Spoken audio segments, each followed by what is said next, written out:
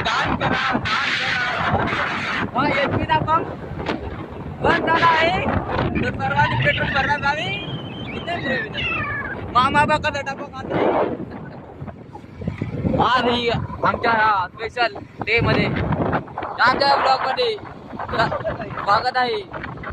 आम्ही छोट्याशा मनोरंजनासाठी बाहेर वेलंकण्याला जात आहे. तर नाईट ड्युटी मध्ये